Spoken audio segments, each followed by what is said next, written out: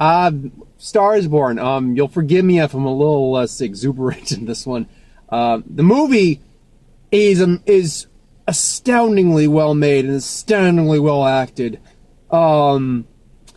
It stirred some things up in me. Yeah, no, I wasn't crying, but I was starting to get there in certain parts, and let's just say it stirred up some personal things for me that I'm not going to go into on my channel because that's not something you need to know about. But this is the first. I feel like this is a year of firsts, and great firsts for first-time directors. I think Bradley Cooper has directed something small prior to this, and for or was it John Krasinski? I think it was John Krasinski. But point being, Bradley Cooper directs this movie, and look, while there are some, and I've heard some people even say it's like, there are a few, you can tell he's a first-time director by some of the choices he makes. He lingers on a couple shots too long. He kind of gets the whole of the shot a bit too much. Like, this movie could have been shaved down a little bit, maybe by 10 minutes. Nothing serious, but by 10 minutes, maybe. If you told me this was by a seasoned director, I wouldn't have known the difference. This is a fantastically made movie. It's about Jack, and I don't know, and obviously A Star is Born has been made before. It's actually, I think there's like 3 other interpretations of it. So I don't know for certain where this falls in line with the other ones, if the character's name is Jackson Maine or not. But the character, in which case this time, is Jackson Maine, who is, he's aged. He's probably, I think he's like in his 40s. Now I thought he was actually a country star, a country singer when I saw the trailer. It turns out he's a rock. Well, I think he's probably like a country rock star. And I mean, it's not like he's a washed up rock star. He tours. He's got loads of fans, but he's one of those he's a seasoned musician. He's been around there. He's got a drinking problem. He's got a drug problem. He's got depression, things along those lines. And then one night he goes into a bar because he just needs a drink, and he meets Lady Gaga, and, you know, she's got the natural talent. They have a relationship. She kind of surpasses him, and then, you know, his own inner demons kind of get the best of him. Obviously, if you've seen the original versions, you know how it ends. Spoiler alert, he does take his own life in the end. One thing I can say is this kind of at points didn't feel just like A Star is Born, but like Lady Gaga, the origin story. Like, Lady Gaga was found in this in this training. That's not nice. In a cross-dressing, I don't know what day. There's a joke, Training Tuesday. It was drag queen night, and then, you know, through one thing or another, she gets deals and things along with her natural talent, and she becomes Lady Gaga. Because while she initially started off kind of like singing really from the soul and the heart, she does turn into a Lady Gaga-esque character with the dancing and the groupies and things along those lines. And one of her songs, and like she sings on Saturday Night Live at one point, I'm like, yeah, this is the Lady Gaga one I don't like. See, I'm really not a Lady Gaga fan in terms of her music. She is talented. She has more talent in her pinky than I do in my entire being of whatever I'm doing.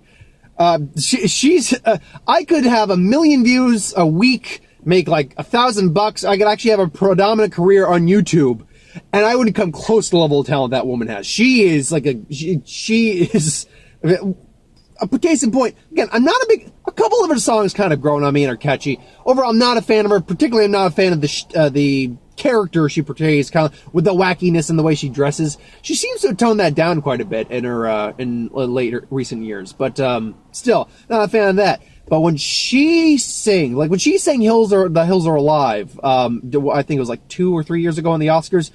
Me and my dad were both like, "Whoa!" So make no mistake, the level of talent that she shows in general and in the movie, it is all her. And I agree, she could very well be up for an Oscar nomination for, would she be Best Actress or Best Supporting Actress? I mean, she's the female lead in the movie, but she's a co-lead, but that's a good question. Would you say it's Bradley Cooper would she be qualified for Supporting Actress or Lead Actress? Or just Actress, I guess. That's a good question. I don't know how that logistically works when it comes to the Oscars. I were to guess, I would say, technically speaking, Bradley Cooper starts off as the main character, but quickly shares the spotlight with her. So the movie does become about both of them. That is a really good question. I don't know the logistics. If she gets nominated, we'll see what category she got nominated for. Bradley Cooper's going to get a nomination for Best Actor. I almost guarantee you he is. The way he plays this character is so real, it's uncomfortable at points. He's portraying a guy who just abuses his body. We don't know exactly where it comes from, the alcoholism. It's suspected it might be from his father or something along those lines. But he just abuses his body, and you just see this guy who, while still very famous and still has a relatively thriving career, is a guy who just doesn't really have much of a will to go. Doesn't have much to actually be happy about, to be living for, to be, to be thrilled about life. And then the minute you see his face when he sees Lady Gaga, it's like, oh my, it's like you see him come back to life. And even his brother Sam, they make a joke about him looking like his dad or his grandfather. Sam Elliott plays his older brother. And even Sam Elliott was just like, look, that was the first time I've seen, that was the best I've heard him in years. He doesn't bring girls back to his place, and now with you here, he might actually have a shot at something. And then you just see the pitfalls and the trials and the demons he faces. And then when, he actually, and here's the part that bothers me more than anything.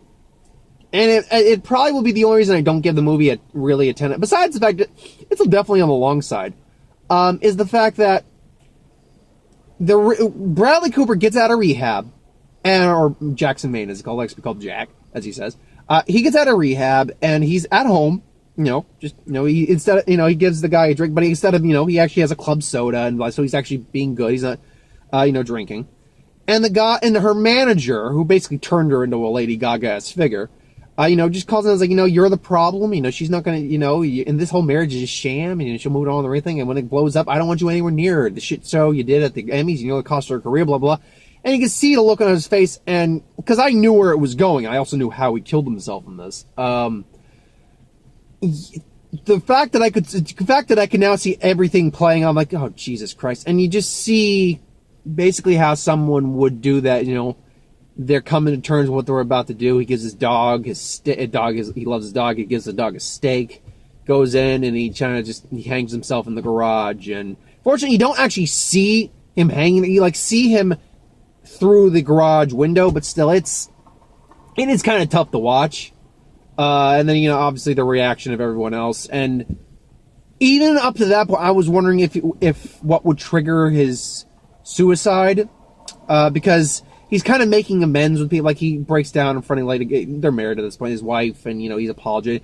And there's a scene with him and Sam Elliott that was such a beautiful, heartfelt, and heartbreaking scene. Like, it was like, it encompassed everything about, forgiveness and family and love, where, I'm not going to really explain how it goes, because I'm spoiling things, but this is like the fourth interpretation of this movie.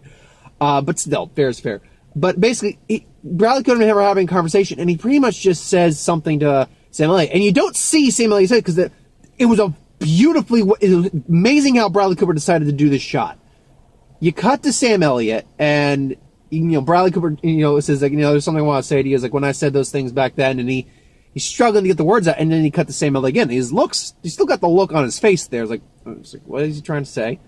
And then Bradley Cooper says something, and then he leaves and closes the door, and then you see Sam Elliott, put the car in reverse, but then you turn around, and his eye, he's watering, he's crying. He's just like, what that meant for Bradley Cooper to say that to him was everything in the world. So, I mean, I'm actually trying to keep it a little bit, because again, this movie stirred up a lot of emotions for me, and a couple personal things in my in my soul. So, and believe it or not, it's not necessarily connected to my mother. So, I don't need to go in that shtick again. My mother passed away a few years ago, or about 2 years ago going on now, and I was working that. I've come to terms with the thing that happened and all that. There's some other things going on with me at the moment. Again, not going to get too personal, because I don't do that on the channel. Whew. Yeah, come on. There's nothing wrong with a grown man crying, but I'm not going to do that on camera. Not for you. And look, I love all guys. I don't know if that close for me to just be bawling on camera. I've moved the subject. Dave Chappelle. Here's the thing. I knew Dave Chappelle was in the movie. I honestly forgot he was in the movie though, up until I was like, oh yeah, Dave Chappelle showed up, and he plays basically the old friend of Bradley Cooper. It's like, okay, yeah, say hey that. What I did not know was in the movie was fucking Eddie Griffin played the guy who married them. Okay, that was random. It's nice to see. I actually, I'm one of those guys who actually likes Eddie Griffin. Not all his movies, but I thought like Undercover Brother. I think that's actually really funny. Like when he shows up in cameos and roles and things along those I think Eddie Griffin's a pretty funny guy in the right context, obviously. And he's, for his 2-minute part in the movie, I think he's pretty okay. And Dave Chappelle is actually really good too. I think that's good. There are a couple moments too that we all got really good laughs in the movie, which did help. Definitely helped elevate this. But I sidetracked from the part that bothered me. It wasn't that, basically the manager comes in, and it's really what triggers him to take his own life is what the manager says to him. It pretty much stirred everything back up in him. Like, he had finally gotten some semblance of control in his life, and, he was finally getting his life back together, and then this dick, who I can understand, to be fair, I do actually understand where he came from telling him this. It's like, look, you fucked up this much. You know how many times you fucked up? You nearly cost her career. Now, what he said, he shouldn't have said in something like, this marriage is going to fall apart and all that stuff. Shouldn't have said that. But there's no ramifications to him whatsoever. Now, I get the impression that maybe she found out and just ditched that label because the guy, he in essence made him commit suicide in some regard. He triggered his suicide. But, I don't know. I wish I could have seen her just like give him the finger and quit or something. I wish I could have at least seen that. That's the part that I think that, and again, movie's a little too long for my taste. It's beautifully shot, beautifully acted. Some of their dialogue is amazing, and I can't recall all the original songs that have come out this year. This is definitely going to get some song nominations. And Mary Poppins is probably going to get some song. That, and we got a trailer for Mary Poppins. We got that newest trailer, which, oh my god, we'll get to that. But, this is good. Particularly it's probably the song at the end, and, oh my god. See, when I saw it and everything's I was getting a little emotional, but what really almost actually finally caused me to a breakdown for a few moments, I didn't, but I almost did, was when she's basically he wrote a song for her while he's in rehab. Or no, he wrote a song for her, and she wanted him to sing it, kind of like he wanted her to sing his song for him. And she's singing it in tribute of him, and it's coming back to some scenes of him in the movie. But then what ends up happening, and it's so, because I didn't expect us to see Bradley Cooper again in like any new scene or anything like that. We're just seeing clips of him throughout the movie at that point. We cut to him singing the song for her in the part that, when she's singing a certain part, and you see just how much it's moving her. And I heard people bawling in the audience too. Don't they? This is one of those movies that is both a great date movie and a terrible date movie. It is a fantastic movie, but if you're gonna get emotional on this kind of stuff, you better, if you still want to see it, pack some fucking tissues. You are gonna bawl your eyes out. Like, I feel like my girlfriend would love this movie, but at the same time, she would hate this movie, because I almost guarantee you, she would be, honey, I guarantee you, you might be bawling like a baby at this movie. I got through it without bawling like a baby. Yeah, a couple of these songs are almost certainly going to get nominated for Best Song. Again, probably that final song she sings. Maybe the original song that, I'm on the outside. What was it again?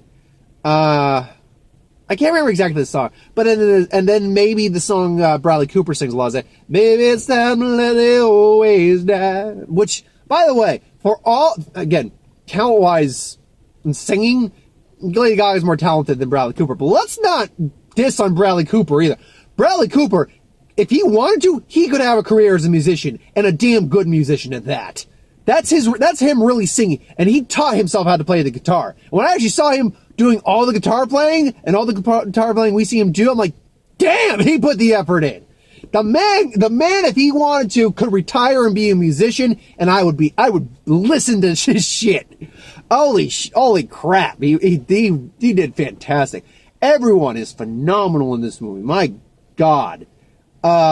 Just, again, my only real complaints are, I would have liked to have seen some sort of resolve with that manager who immediately you see the manager, you're like, look, you're kind of going to be a dick, and you're kind of going to end up changing her image to some degree. And it's going to be something that, it's not going to be her ultimately. And it probably could have stood to be cut down just a little bit. He lingered on a couple extra shots, more than probably he should have. And again, the movie's over 2 hours.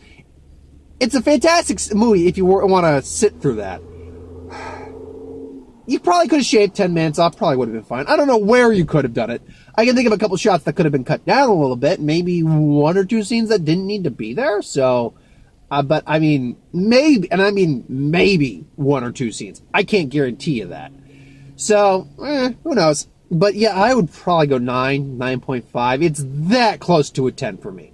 It is that close. But again, those little things just kind of eased it back a bit. This will probably be going on my best films of the year list, though. Hands down.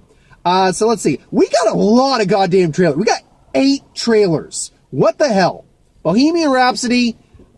Look, I'm going to see it. Now, I've heard the first reviews coming out of it, and I heard I can't remember the actor's name.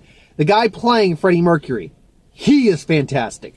The movie, at worst, I've been hearing, is okay. Which, you know what? A fantastic performance in an okay movie, that's a decent time. It's Freddie Mercury, so, yeah. The Favorite. This has Rachel Weisz, Emma Stone. Apparently, I don't know which queen it is, but one of the Rachel Weisz is like an assistant slash friend to one queen of England. I can't remember which one, or governess or something like that. And Emma Stone comes in, and more or less they're competing for like the attention of the queen, the friendship of the queen, the loyalty of the queen.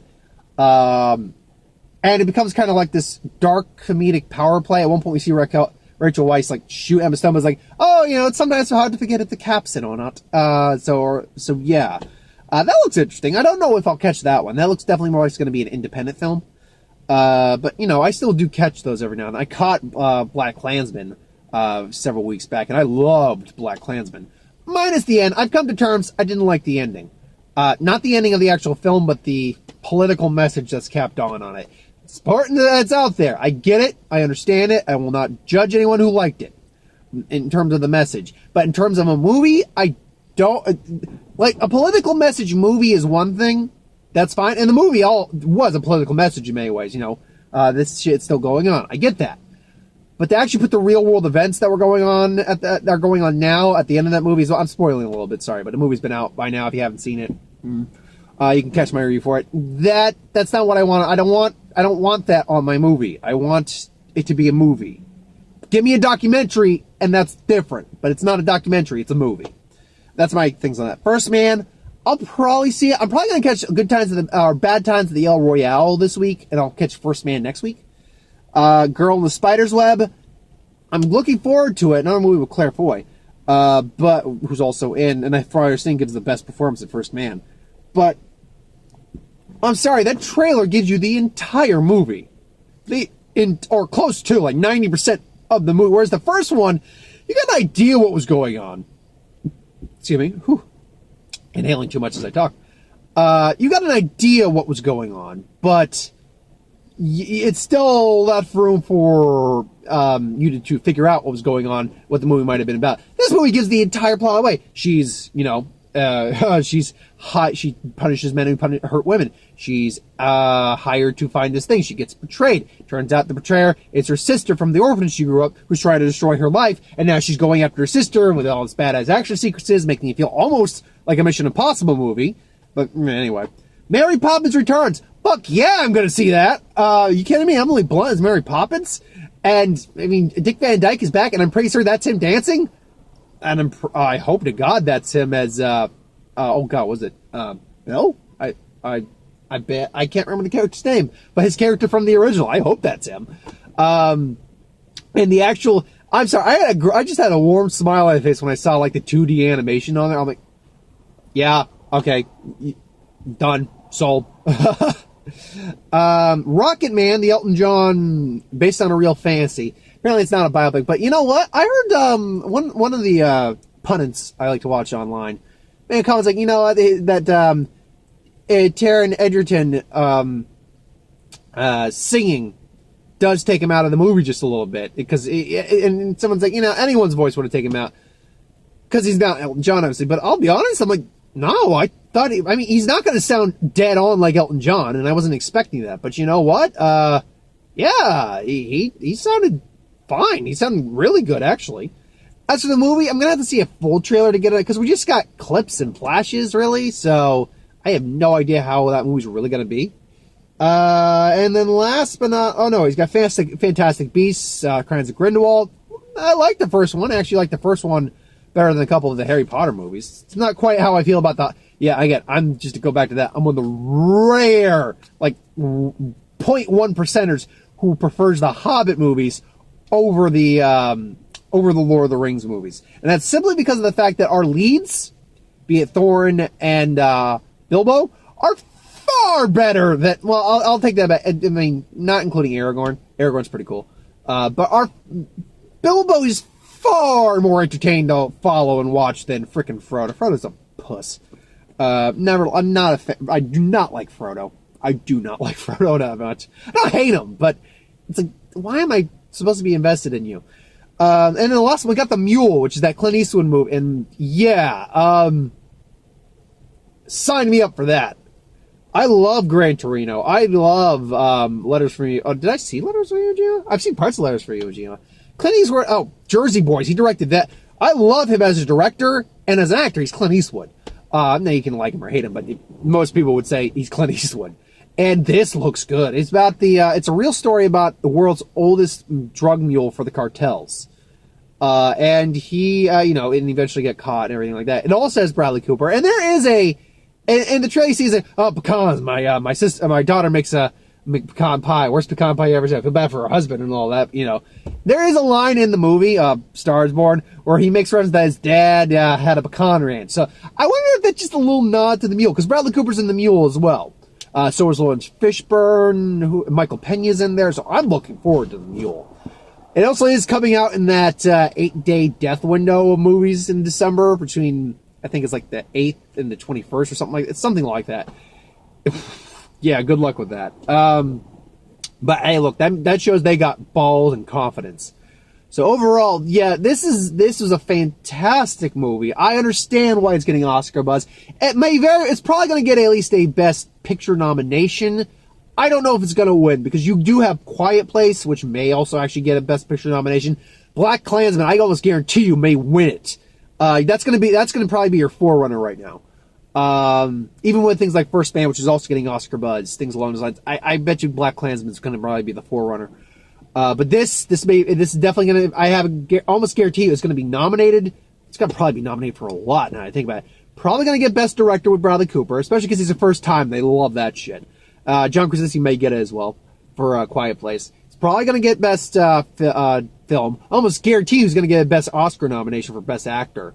Best Song, Original Song, definitely going to get that. Gaga might get either either Lead Actress or Supporting Actress nomination. After that, I have no idea what other categories it could be nominated for. Best Adapted Screenplay, maybe, because it's not original screenplay, but it could be Best Adapted, because obviously it's not an original screenplay. It's based off an existing source. So it very well it might get Best Adapted. It could do that. But it's got to get a good, solid 3 to 5 Oscar nominations easy. I can guarantee you. Whether it wins any of them, I'm going to have to see all the nominees at the end of the year, which we still have 3 months until the end of the year. Well, a little under 3 months. But anyway, yeah, I go 9.5. Go see this movie. Just, if you have had any interest in it, go see it. Be prepared, though. If you are, be prepared, ladies. Grab a tissue. Be prepared, guys. Grab a tissue. Even if you're a pretty hard or strong guy, you might be shedding some tears, because there's some real world stuff going on in this movie. But yeah, that's that's my overall thoughts on that. This week's going to be bad times at the El Royale. Probably, like I said earlier, I'm going to catch First Man later next week because Tuesday's my day off, and it's matinee. I caught this Tuesday. Beauty of matinee. I only have to pay $5.25. Good times. So, think. Words. Who Would Win and What If will be out tomorrow. Probably actually have some reviews up for Daredevil and Jessica Jones because me and my girlfriend just finished binge watching those season 1. So we're doing everything just to catch up because I don't have Netflix and she does. So doing that. Do I have any other plans for tomorrow? No, I don't think so. El Royale review will be up on Thursday. Another Who Would Win on Friday. Box Office and What If on Sunday. So anyway, thanks for watching. I hope you enjoyed, and I'll see you next time.